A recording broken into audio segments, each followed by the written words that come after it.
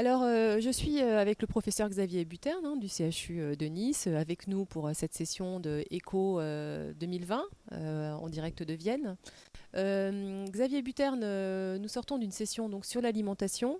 Qu'est-ce qu'on peut en dire? Puisque là, on parlait plutôt de la nutrition entérale, c'est-à-dire finalement éviter de manger les aliments par la bouche et avoir un aliment prédigéré, on va dire, à manger exclusivement pour atteindre la rémission de la maladie? Alors c'est vrai que la nouveauté dans ces congrès consacrés aux maladies inflammatoires intestinales, c'est que maintenant on parle de nutrition alors que les patients en parlent depuis quand même très très longtemps. Donc les médecins finissent par se rendre compte que c'est probablement important. Alors là, il y avait une session où il y a eu quelques communications sur la nutrition et notamment par le fait qu'elle fonctionne probablement en agissant en partie sur le microbiote intestinal.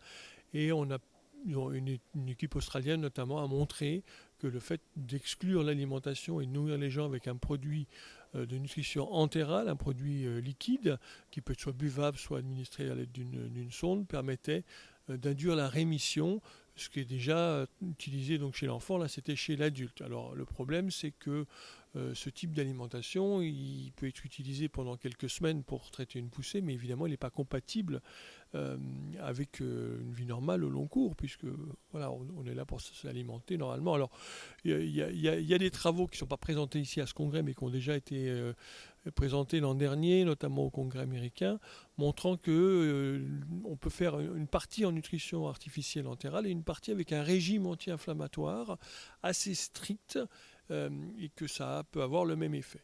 Voilà. Alors, là aussi, c'est bien pour finalement traiter une poussée de la maladie, mais ce n'est pas compatible ce type de régime sur le long cours parce que c'est quand même assez restrictif. Et globalement, les médecins ne sont pas pour proposer des régimes trop restrictifs euh, pour les malades parce que ça entraîne un certain nombre de conséquences avec des carences notamment et puis surtout des problèmes de désocialisation, etc. parce qu'on peut plus s'alimenter normalement du tout. Alors bon, c'est vrai qu'on a quand même dans l'alimentation à l'heure actuelle quelques messages contradictoires, à la fois disons l'alimentation anti-inflammatoire telle que vous la décriviez, et puis en même temps les gastroentérologues qui disent à leurs patients qu'ils peuvent manger de tout. Qu'est-ce qu'on peut éventuellement donner comme message aux patients qui puissent un peu faire un peu la dialectique entre les deux?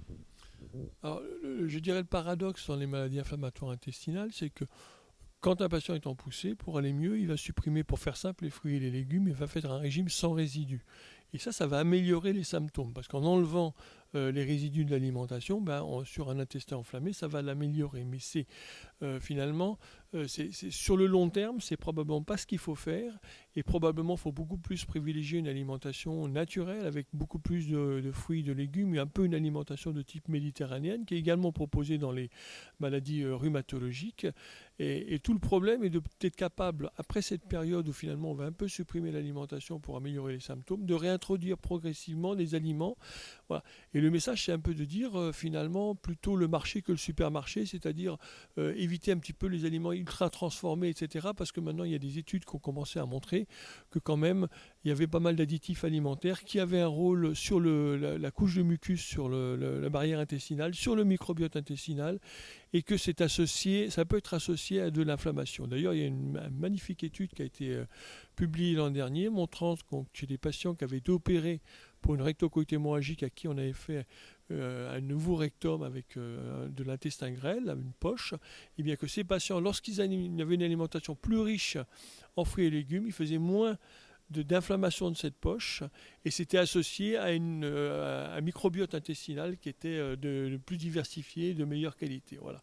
Donc la contradiction c'est ça, c'est pour aller mieux, on va manger moins de fruits et légumes, alors que probablement sur le long terme pour éviter les poussées, etc., il vaut mieux avoir une alimentation plus naturelle et probablement plus riche en fruits et légumes et diminuer la quantité de viande rouge, favoriser plus le poisson, les acides gras de type huile d'olive, etc. Voilà. Écoutez, c'est très clair. Merci beaucoup.